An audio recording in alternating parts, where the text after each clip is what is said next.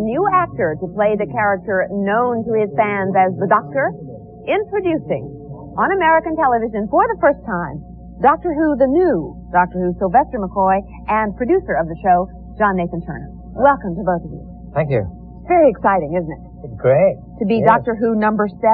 Last week I was a little actor in England, and here I am in Atlanta. Very bizarre. Well, wonderful. We should explain, for those who have not seen Doctor Who on Channel 8 locally, that you are a science fiction time traveler? Time Lord. Time Lord. Yes, good Lord, yes. And you travel through space and time battling evil, is that correct? Yes. But you haven't filmed any of these yet, so you really don't. No, I don't really know what I do yet. I mean, I'm the new one, the 7th. Yeah. There have been 6 of them. Now, I'm the 7th. Let me talk to John then about the previous 6. Yeah, the previous 6 Doctors Who. Every time you change actor in the lead role, he goes through in the script some sort of regeneration and comes back as a new person. Yeah, that's absolutely right. The very first regeneration was in 1966, 20 years ago, which was caused by the fact that the first actor, William Hartnell, had to retire from the show because of ill health. And I think it was a very bold decision to kind of do a recast on the lead character at that time. And so they invented this whole regeneration process, established that the Doctor had 13 lives.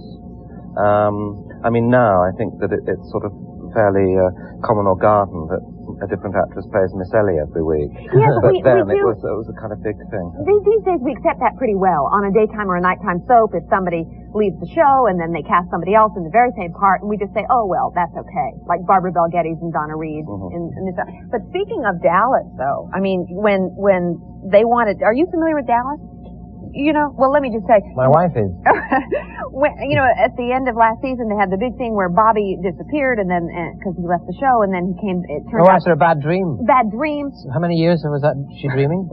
Just the one... She had jet lag or something. Yes, but my point is that you don't have to go through something as simplistic and corny as a dream sequence. I mean, you guys just go through physical regeneration. Yes. Science fiction. About prettier each time. Now, you say you haven't filmed any yet, Sylvester. No. But when do you start? On the 30th of this month, we start rehearsing, and then we go off and do some filming and taping and the various things. How often do you shoot, and how long does it take to shoot an episode? How many do you do? Well, we'll be filming for about 5 months, and that gives us 14 episodes. And it'll be on the air in the United Kingdom in the autumn of this year, and hopefully available to the foreign countries at the end of the year. How many countries are you seen in? 60, with a worldwide audience of 110 million. To Betsy. And not only that, this is the longest running adventure TV series in the world, isn't it? Yes. Yeah. The Guinness Book of Records, I should think. Now, see, there are some of us who are not, what would you call them, Whovians? Really? Where are they? Let me find them. I mean, you know, there are, like my mother watches Channel 8, but sometimes she says to me, Yetta, who is Doctor Who? How would you explain to my mother who you are and what the show is about? That's a tall order for someone who's just joined it. Who is Doctor Who? You should ask John, really, because he's... in one sentence, I suppose, Doctor Who is about a central character, the Doctor, who travels around in time and space with 1 or 2 sidekicks, doing good. Oh, sort of a Robin Hood type or a Superman type? He does have a kind of renegade aspect, though. I mean, he's not totally predictable. Not the kind of hero that we know in other kinds of series. And I suppose you will bring some new dimension to the character that the other 6 didn't have, because after all, you're a different actor. Yep, you've noticed. Yeah. What new dimension do you plan to bring to it?